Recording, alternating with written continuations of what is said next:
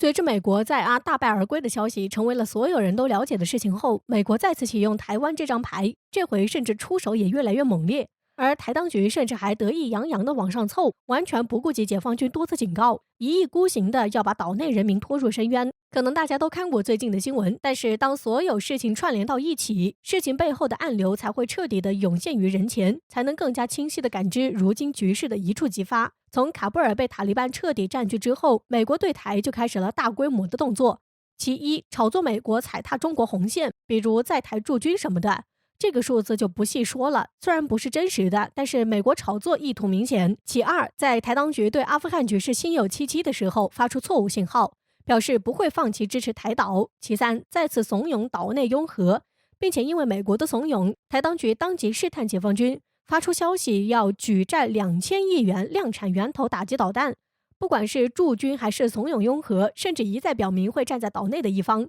这些都是美国在挑拨岛内闹事，最好闹得解放军直接动用武力控制岛内。如此一来，美国就有理由撇开阿富汗局势，掩盖自己失败的撤军行动，甚至以此为借口打压中国。而台当局也是不知道自己姓什么，虽然知道拥核不可能被容忍，但是台当局依然跃跃欲试，用举债2000亿元量产源头导弹，提高岛内军事水平，以此来试探解放军的反应。有一句话是怎么说的来着？不作死就不会死。不管是台当局的挟洋自重，还是美国的以台扼华，什么事儿都是可一可二不可再三。既然这些人总是觉得解放军的话是耳旁风，那么就干脆不要听了。所以这次解放军直接不再容忍，放弃沟通，用更直接、美台都能听得懂的话来表达警告的意味。对此，解放军只一个举动就让岛内紧张十足，那就是直接亮出最新武器，试射最新型号的导弹，还是2枚。很显然，这是一种已经装备服役的导弹，并且在关于导弹信息中明确提及了几百公里外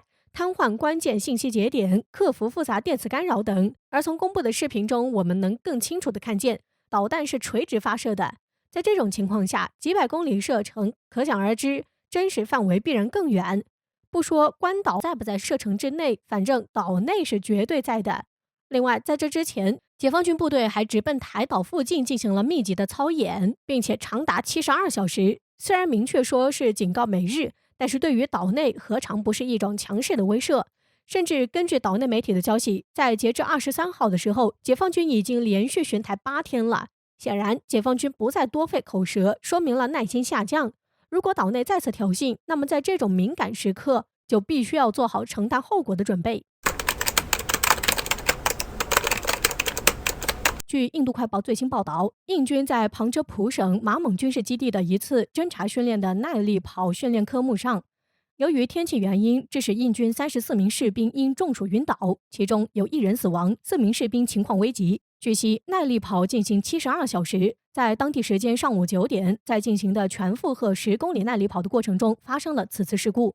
印度进行如此拼命的训练，到底为哪般？对于印军，我们经常瞧不起这样的军队，因为印度的奇葩事故总让人不能高看一眼。印军坠机、火炮炸膛、摩托车阅兵等，总让人觉得印军的战斗力不怎么样。但事实并非如此。除了1962年败给中国外，在南亚吞并了西京，越境巴基斯坦和缅甸边境打击武装部队。虽然败给了中国，但印度一直不服气。在去年印度的民意调查中，竟有59%的印度人认为应通过战争解决中印边境问题。虽然中印第12轮谈判结束，但印度并没有放弃备战训练，甚至比以往更狠。难道是他们觉得和我们的陆军差距比较大？在去年解放军和印军的冲突中，解放军的高度组织和纪律给印军留下了深刻的印象，以少敌多，一举将印军击溃。由于印度的军队管理相对较弱，很多年轻人是被迫参军，还有就是种姓制度，印度兵员素质可见一斑。解放军也有类似的体能训练，但未听说过有这样的事故，这可能是印度的自以为是导致的。解放军不仅在装备上已经对印军形成碾压之势，巨大的信息手段可以监控印军的任何举动。如果中印之间爆发冲突，印军取胜的几率几乎为零，印军应该放弃一些不切实际的想法，面对现实才是正确的道路。但印度并没有放弃在边境的小动作。据南华早报的报道，印度最近在拉达克地区修建高速公路，显然训练和修路的真正目的还是为了积极备战。印度媒体连忙进行降温。印度媒体承认，印度非常怀疑能与中国发生战争，连美国都不敢尝试，何况是印度。据印媒报道，从一个国家应对疫情的能力可以看出这个国家的打仗能力。也难怪有印度网民称，中国的陆军能够横扫印军。显然，印军对中国陆军印象深刻，不管是高强度训练也好，还是在边境修路也罢，印度对中国还是忌惮的。但如果印度的某些人还冥顽不灵，那么印度有可能会重蹈60年前的覆辙。马航370事故是人类航空史上的一大悲剧，239条鲜活的生命就这么凭空消失了，哪怕是在7年后的今天，大家都无法释怀。而随着我国近期一项新技术的突破，未来类似马航370的悲剧或将不会再重演。我国的国防事业或许也将面临质的飞跃，美军军机或将无所遁形，很难在我国边境挑衅侦察了。据科技日报19日报道，我国空视卫星系统首颗技术验证卫星北航空视卫星1号近日圆满完成试验任务。未来建成后的空视卫星系统将能够对全球范围内的运输航天器和通航飞行器进行监视和跟踪。有人要问了，什么是通航飞行器？和民用航天不同，通用航空是指从事公共航空以外的民用航空活动，说白了就是从事工业、农业、林业、渔业和建筑业的作业飞行器，以及医疗卫生、抢险救灾、气象探测等方面用途的飞机。这将是一大创举。如果这一技术能过早10年研发，那么马航370航线在第一时间出现异常的时候，就会被及时发现，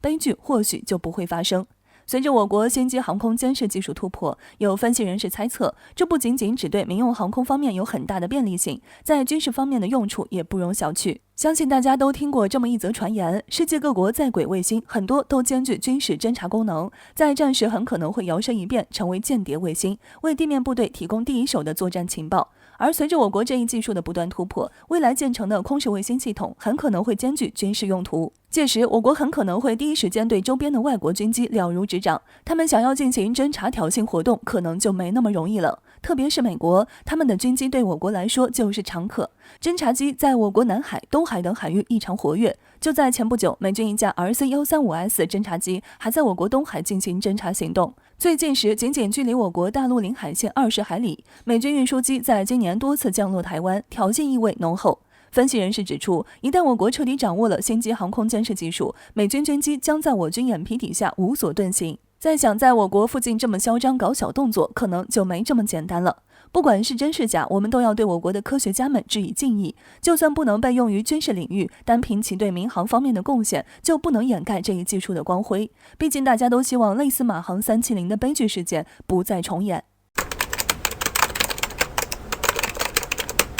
火箭军可以说是我军的一支杀手锏部队，由解放军第2炮兵部队更名而来，主要担负对他国进行核反击和常规精准打击任务，是我国战略威慑的核心力量，也是我国大国地位的战略支撑，维护国家安全的重要基石。这样一支王牌部队对外肯定会极度保密，可是最近解放军却极其罕见地主动曝光了其中一支部队，并且对外展示了2枚最新型导弹。据央视新闻报道，火箭军常规导弹第1旅近日成功发射了2枚新型导弹，精准命中几百公里外的目标，并有效瘫痪了敌方防御指挥系统。据香港南华早报21日报道声称，此次火箭军试射的很可能是东风16的某个改进型，并携带了解放军最新研制的弹头。众所周知，东风导弹家族是火箭军克敌制胜的王牌武器。外界普遍认为，东风导弹系列是目前世界上唯一一款覆盖了各种射程的陆基弹道导弹家族，其威力不言而喻。并且从央视的报道来看，此次试射的弹头很可能是解放军最新研制的电磁脉冲弹头。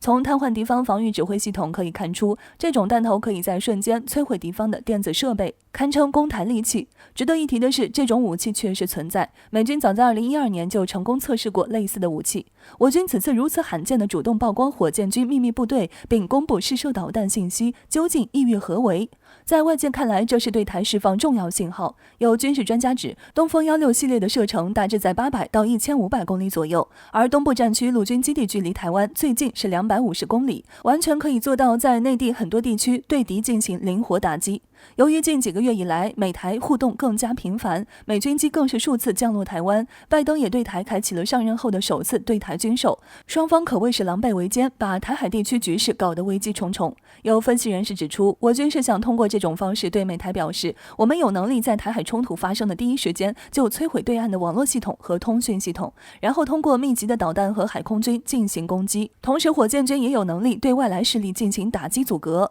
东风导弹家族同时也在对美日等国进行防备，一旦美日意图武力插手台海事务，我军将在第一时间进行阻止甚至反击。火箭军从来都不缺导弹，缺少的只是一个时机和发射的对象。目前来看，美台再这么勾结下去，时机和对象都会有，届时东风家族会让他们知道什么叫使命必达。